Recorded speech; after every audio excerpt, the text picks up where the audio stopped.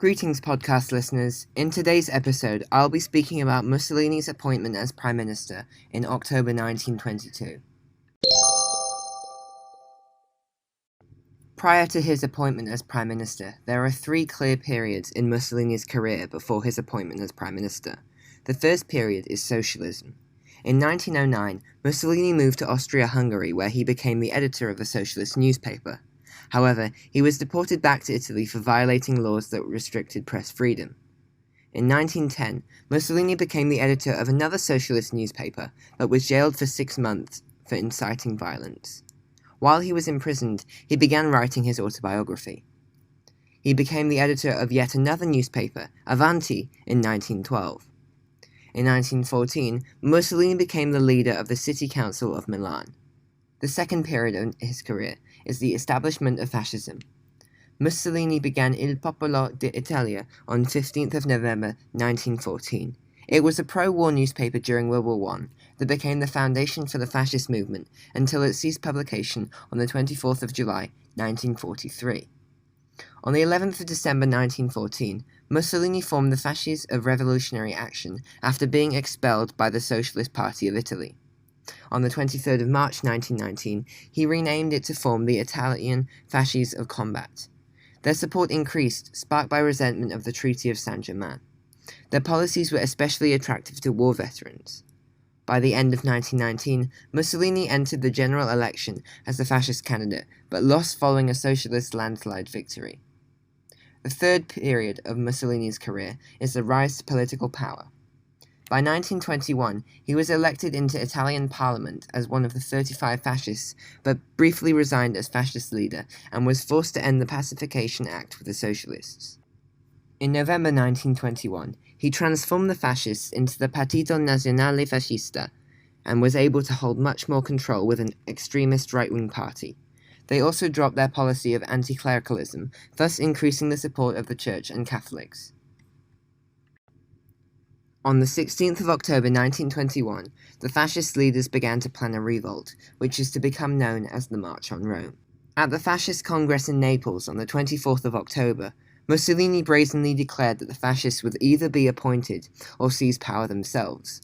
All the while, the authorities took no notice. The takeover began on the 27th of October. Overnight, the fascists seized control of key buildings around Italy, such as telephone exchanges, police stations, government offices, etc. While they were mostly successful, in some places they were temporarily successful, and in others they failed. In an attempt to halt the further crisis, Mussolini was offered a ministerial post. However, other fascists persuaded him to reject the offer and wait, as the government had taken limited action against them so far. They believed that they could achieve a more satisfactory outcome from the March on Rome. While the fascists gathered in three main areas around Rome, the Black Shirts, a volunteer-based paramilitary of the fascist party, were under strict orders not to clash with the army. With no end in sight, Prime Minister Luigi Facta asked the King Emmanuel III to agree to military action against the fascists. On October 28th, after a long period of reflection, the King agreed to impose martial law and order the arrest of Mussolini. However, he quickly reconsidered and reversed his decision. Former Prime Minister Antonio Salandra attempted to form a new government including Mussolini. However, Mussolini refused to participate. On the 29th, Salandra advised the king to appoint Mussolini as Prime Minister, and the king agreed. He sent a telegram to Mussolini inviting him to Rome, and he left by train to Rome, as he did not participate in the March on Rome, quite ironically. Officially, Facta resigned on the 31st of August, with Mussolini officially appointed as Prime Minister by the King on that day.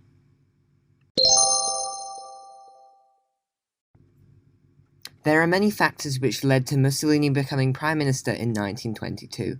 Some historians believe that the main reason was the appeal of the National Fascist Party, which promoted nationalist and anti-communist beliefs. However, I believe there were more significant aspects which contributed to his rise of power. Most importantly, the weak government which was in place during the post-war period up to 1922. On the one hand, the appeal of fascism can be seen as a significant contribution to Mussolini's appointment as Prime Minister on October 31st, 1922. One of the reasons for this is the evolving policies of the Fascist Party. Firstly, in June 1919, the fascists supported a republic with universal male and female suffrage, but in November 1921, they committed their political structure ideology to ensure Italy's historic destiny. Secondly, in June 1919, they proposed the confiscation of religious properties, but by November 1921, they were no longer focusing on this element. Thirdly, in June 1919, they had a peaceful foreign policy, but in November 1921, their focus was complete Italian unification, with a major role in the Mediterranean. Over time, the fascists changed their policies in order to garner more support. Firstly, following the Biennio Rosso, a period of political instability, they were committed to forming a strong and stable government. Secondly, by November 1921, they saw that religion was a large factor in Italian politics and wished to garner the support of the Church and Catholics. Thirdly, by 1921, Italy was enraged by their treatment at the Paris Peace Conference, and businesses were seeking to expand. Therefore, as a result of their change of policies, they were able to attain a wider support group from the Italian population. Another reason that gave a hand to the appeal of fascism was the strong leadership.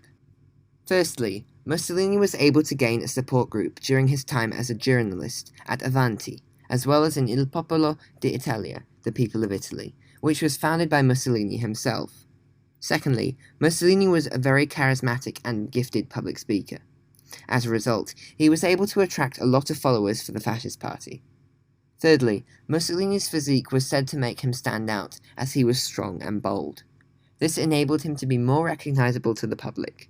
Furthermore, his editorial role in the newspapers enabled his message to be widely accepted and supported.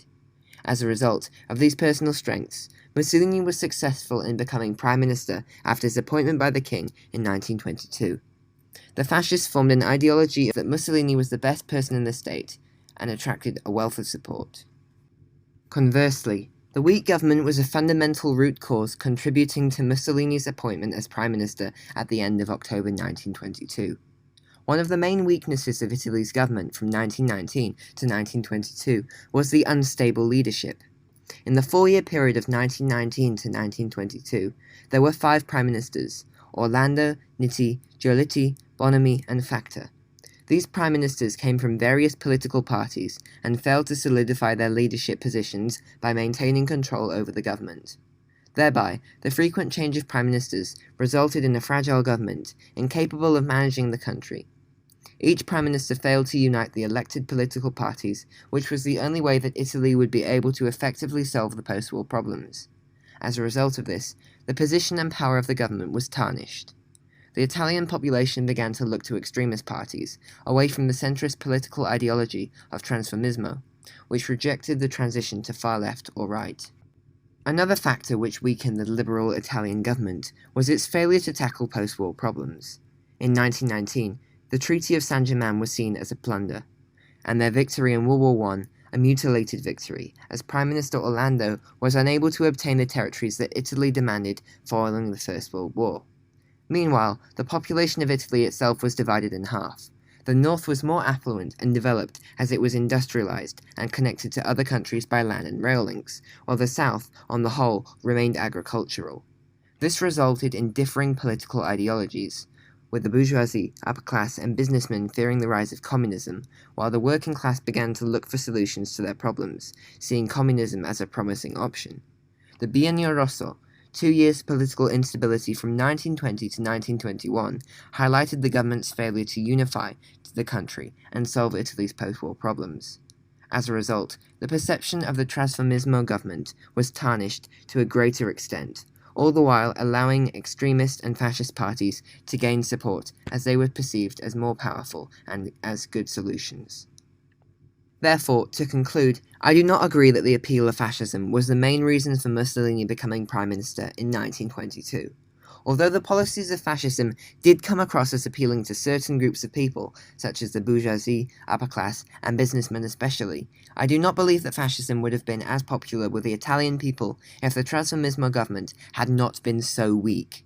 The weaknesses simply motivated the Italian people to look for unfamiliar solutions. As a result, I believe that the weakness of the liberal government was the primary factor which resulted in Mussolini's appointment as prime minister. Thank you for listening to this episode of my podcast. Please click subscribe to be notified when the next episode is released.